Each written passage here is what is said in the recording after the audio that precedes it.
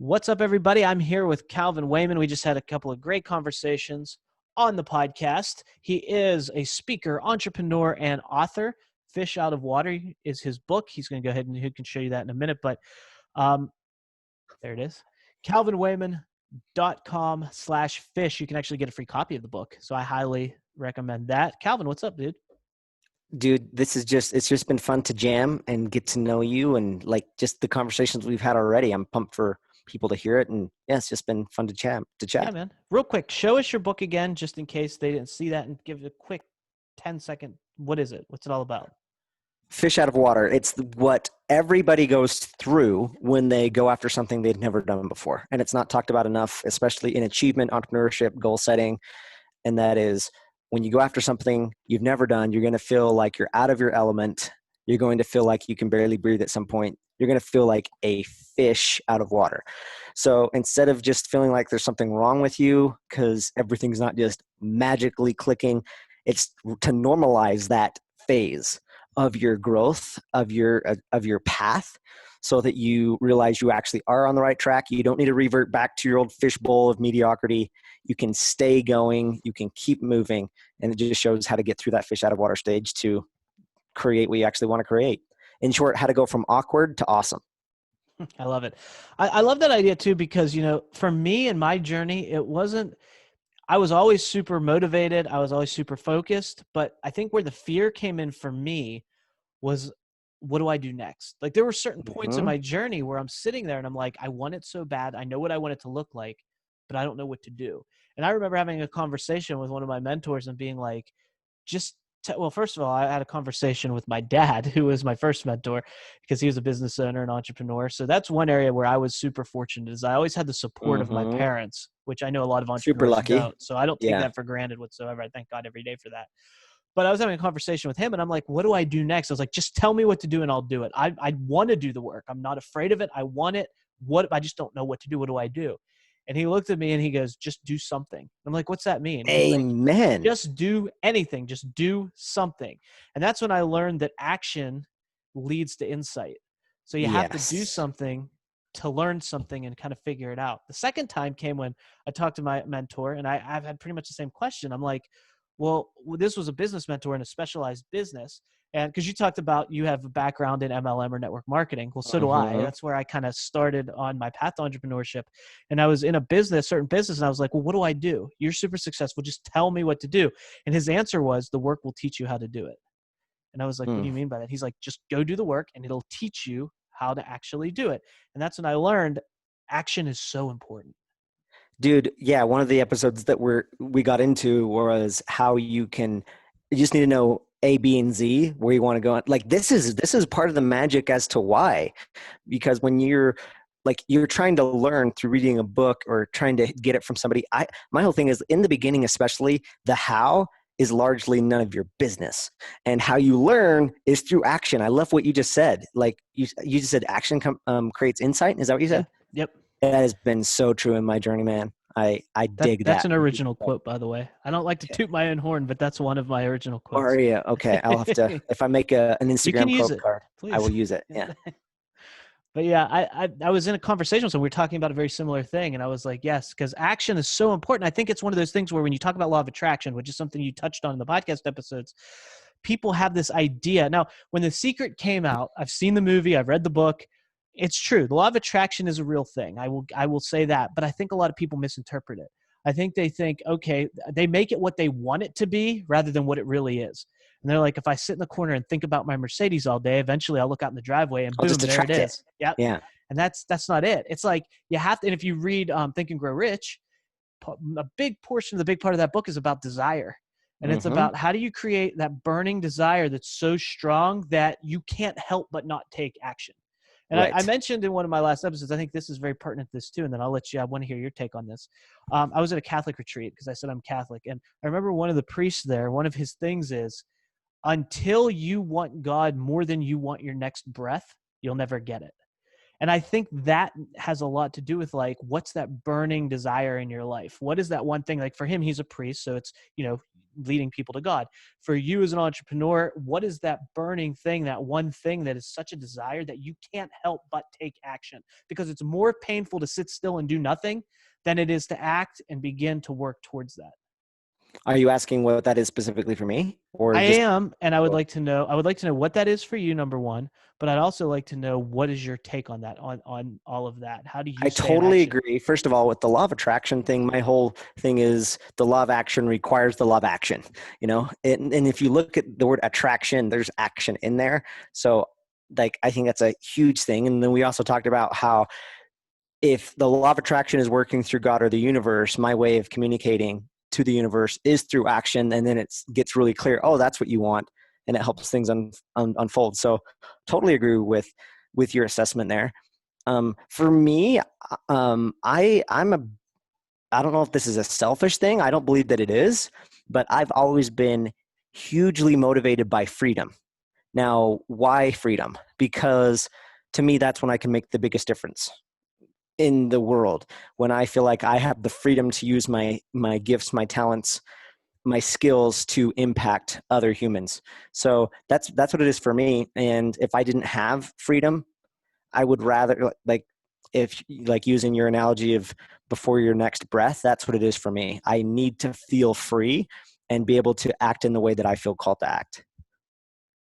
How do you know when you feel like you're being called to act as opposed to acting of your own volition? Long term versus short term. The other conversation we have, like, that's it. It's because I've had so many people that are like, how do you know if you're just doing it based on your emotions and stuff like that? If I switch it, well, what do I want in the long term? That's when I trust it. Because people say, well, yeah, like, if I'm focusing on what I want, then I'm going to eat this pizza and I'm going to pound all this bad food that's not good for me. So how do I know what urge to follow or whatever? Well, what do you want long term versus short term? In the long run, chances are you don't just want to have pleasure. That's going to be a part of it. You want to have health and satisfaction and joy. So that's the switch for me. If I can change it to long term, that's what I act on. So when you're making decisions, when you're looking at, like, let me ask you this, your vision of the long term, how flexible are you on that? I know that it guides your actions today. It sets up the next step. But like, as I mentioned, if you asked me 10 years ago where I'd be today, I say as, chef opening my next restaurant, building my empire. But now here I sit because I think I'm rather flexible in the outcome as long as I feel like I'm guided towards that outcome. But I have to have an Totally. outcome in order to take action because, again, what we said, action leads to insight. But in order to take educated massive action, which I think is the first step, you have to know, like, what I'm taking action towards. For example, Right. if I want to be an author, trying to figure out what my book's going to be about is a relative action step. For me to go, okay, I want to be an author, but I'm going to go see about this business opportunity selling vitamins, probably Not doesn't going to make a lot work. of sense, right? So You got to break it down to the specifics. how do you So how align long that? does that? It definitely can move. For me, I mean, we've had a conversation about like faith and things like that. Like, where I am, even in a spiritual sense, has completely shifted than what I would have thought. Because what's mentioned in the first episode, I come from a very fundamentalist Christian family that still practices polygamy. And I was born into this, and I thought for sure this was going to be my path. I was going to rise in the church, but as I was looking long term and taking action that I felt like guided action, it made me realize, you know what? This isn't where I belong. Nothing against my five parents, four moms, one dad, and 44 siblings, but it's just not for me. So I think it definitely changes. But again, I don't think that would have changed if I would have just been sitting and hoping and wondering. It took taking action, getting the insight, and being like, okay, so this is going to adjust a little bit. It doesn't change as much as the immediate, because again, when you know where you want to go, like writing a book, you have to get down to the specifics of what's the next step, writing the first draft, a horrible first draft, making it a little bit better, maybe coming up with the title and all that sort of stuff. But that's where you want to go. You have the long-term thing, but that long-term can adjust a little bit. And I don't think it's a problem when you do, because it just gets clearer and clearer, I feel like, when it is making those adjustments. Before we go, I have to ask you this question. What possessed you to want to run an ultra marathon? Because that just blows my mind. I mean, I think about, look, I've been to Ironmans and watched friends compete. I've been to 5Ks and all those types of things and marathons. I've seen them. Running a marathon to me blows my mind, let alone an ultra marathon. Which I mean, is two in a row. I love to go to the gym. Don't get me wrong. I do that 5 days a week. I love to lift. I love to be active and feel good. But running 26.3 miles or whatever, 26.2 miles, or running 50 miles, which is what you did, to me, that's so mind-blowing. What made you want to do that? You've touched on it a little bit with saying that you believe that like humans have huge potential. Here's the what happened behind that. I had somebody tell me in passing that they knew somebody that ran 50 miles. What did I do? Dismiss the hell out of it. I was like, there's no way. There's no effing way. Like, I've heard of people running a marathon, and I know how hard that is. So the idea of running two at once, I just let it go. I was like, no, that's impossible. You misheard. That's kind of what went through my head. Then I read a book, The Miracle Morning by Hal Elrod. And in that book, Hal Elrod talks about how he hated running, and then he ran 50 miles. So now I'm reading somebody that actually did it. And I was like, I had like a flashback 2 weeks previous, how I had just completely dismissed it. And I thought, am I actually, like, here's this guy. He hated running. He has never done anything more than like 10 miles, and he ran 50. Am I capable of running it? Like, where else is this showing up in my life where I'm cutting myself so short than what I'm capable of? And the only reason I will never do something like this is just because I just simply dismiss it as completely impossible. And I just could not get that out of my head. I was like, am I actually capable of running a 50? And if I can, man, where else can that show up that I'm actually way more capable than I give myself credit for? So I just signed up and gave myself 6 months to prepare. It was way harder than I could have ever imagined. But wait. that's How what do you made prepare? it How do you prepare for something like that? Like, did you get a trainer, someone who's done it before, and ask questions, or did you just beautiful question. Yeah. So I ended up connecting with another ultra runner who had done like 7 or 10 100-mile races. Wow. In fact, he wanted me to sign up for 100. He was like, you could totally do 100, man. I was like, okay, whoa, I'll stick to the 50 because the 50 was crazy enough. But using his guidance, he gave me some amazing tools, which is interestingly enough similar to what we've already talked about. Like an overarching theme that he said was, don't ever let the accumulation of all of your problems weigh you down. Only handle the one problem right in front of you. You know, similar to know where you want to go, cross the finish line. Where are you now, and what's that obstacle right now? Do not think about something that happened to you 2 hours ago or what might happen in 4 hours. What are you dealing with right now in front of you?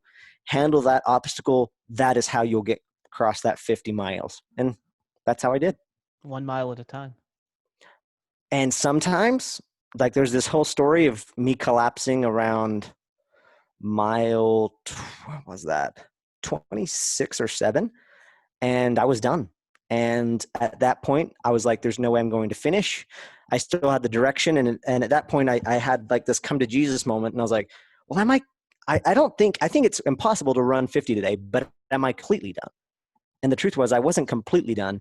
I could take a step, or I looked forward and say, I'm going to try to get to that tree. And I went to that tree. And then I was like, I'm going to see if I can go to that next tree. And I did. And then all of a sudden, it was like this new reservoir of energy I didn't even know existed came out, and I started running so hard, so fast, harder than I'd ever run in my life. Almost like I had a fresh pair of legs. I don't know what came over me, and for like 13 miles, I just flew up the mountain and like down the mountain. It was so amazing. I freaking loved it. But it wouldn't have ever happened if I didn't like step, and then all of a sudden, woo, where did this come from? As you were training for that, did you ever run the 50 miles at once before the end of the race? Hell no. I was gonna say. I got up to 20. No, I think I did 25. So just under a marathon distance. Wow. I did up to 25, so up to 50% of it. Wow. And that killed me. Holy crap. When I ran 25 miles that Saturday, oh my gosh, I was like, how am I going to do twice this? This is insane. But yeah, got up to 25 and How long did it then take you to run 50 miles? a long effing time. I was gonna say, Dude, it's like an all-day this could be a whole event. episode. It was, here's, so it was, the cutoff was 15 hours and I did it in 15 hours. Let's just say that. Here's the backstory that not a lot of people know. I was so slow. Like, I figured that the best time to do it was going to be in September because this was in Utah. I grew up in Utah, and I figured that earlier than September, like August would be too hot, October would be getting too cold, September would be just right. So I picked September, but then a week before the race, this is in Park City, Utah, I checked the weather and I crap a brick because it's not going to be 60 or 70 balmy degrees. It's going to be 20s and 30s with rain and snow. Talk about a mind F. So it's going to happen in a blizzard. I show up the day of, well, I got there the night before. It's blizzarding on the mountain. I have to get up at like 3:30 in the morning. It's snowing so hard. I didn't even really know exactly the type of gear. Thankfully, some people said, do not wear that cotton, whatever you have, you're going to be screwed. So I didn't wear that. But because it was snowing so hard, they had to they had to start later, like 30 minutes or an hour later. But this type of a race has cutoffs that if you don't hit certain checkpoints by a certain time, they have to pull you. By law, they have to pull you. And so they were like, we're telling you this now because if you don't think you can make it, then we're going to pull you. Long story short, I'm coming on one of the last checkpoints around. Okay, not only did they start 30 minutes later, they had to reroute the whole race in the middle of the race because in the middle of running, the top of the peak was blizzarding too hard that if we went up there, it'd be unsafe. So they put us on like a half marathon loop. That we were going to do like 4 times. I am coming up on mile 48. And so I'd already passed the point of collapsing, running hard, and I knew I was going to make it. And I'm running at this point by myself. And I come to this checkpoint. They're like, are you Calvin Wayman? I'm like, yeah. And they're like, how you doing? I'm like, awesome. I know I'm going to finish. And they're like, unfortunately, you're not. We have to pull you. It's like, why? What's going on? And they said, you're not going to make it. And I was like, I'm at mile 48. Like, what time is it? And it was like 6:50, and the race had to be done by 8. And I was like, I'm good. I'm going to be done by 8. Let me go. And they're like, actually, when we rerouted you, it extended the course. So you don't have 2 miles. If you keep going, you have more like 6 miles. And so it doesn't look like you're going to run 6 miles by the time it's 8 o'clock, which there's no way I would have. I was like, shiz. I was like, I still want to finish. Can you just take my badge or whatever? They end up calling the coordinator and say, we found Calvin Wayman. I was the last person on the course at this point. I had no idea, but I was the last one. And they're like, I told them that we have to pull him. He still wants to run down the mountain, so we're just going to take his badge for our own liability's sake, and then we're just going to let him run down the mountain. And the coordinator says, no, he's not. We can't do that. Put him in the truck and drive down the mountain right now. So they put me in the truck, and here I am, having gone 14 plus hours, whatever it was, running, and I come right there to the edge. And I'm going down the mountain. I'm like, on one side of me, I'm a little bit proud that I went that far. But then I was like, when am I ever going to do this again? I didn't come here to officially cross any finish line. I came today to run 50 miles. That's my goal. I'm like, I'm fucking doing it. So I just said out loud with the 2 guys in the truck, I was like, I'm doing this. And they look at each other like, you can't. You're in the truck. We're leaving the mountain. I'm like, no, I'm running 50 miles today. That's my goal. Not finishing a race. It's to run 50 miles. So if you have to put me by my car and I have to run down the street, I'm going to run down the street one direction a mile and then come back. My goal wasn't to run 54. It was to run 50. So I don't care if it's official or not. I'm finishing. And as soon as I said that, they looked at each other and like, you know what? That's badass. We want to support you. Tell you what, instead of dropping you off by your car, we're going to drop you off at the finish line. Run one direction a mile, come back, and we will wait for you. We'll keep everything up so that you can actually feel what it feels like to cross the finish line. I was like, done. get out of the truck. It's 20 degrees. Holy crap. I was in this warm truck. I'm drenched at this point because of the rain and snow. I was like, maybe this is a bad idea, but I just start running, and they waited for me and ran 1 mile, came back, and I was literally the very last person to cross the finish line that day, That's but awesome. I hit the 50. That's awesome. That's the long story. That was your goal, and you did it, man. And you look That at was the the point. obstacles that came up. Oh, dude, that race taught me so much about life, entrepreneurship. It was badass. Yeah, and you did. So you're never going to do it again? I actually, you mentioned an Ironman. Yeah. So I grew up in my religion. We were taught that water was evil. It was controlled by the devil, and so I grew up never swimming. I learned how to swim 2 years ago, just barely. So I have this itch of doing something insane, like not just a half ultra or not just a half Ironman. I want to do a full Ironman. Yeah.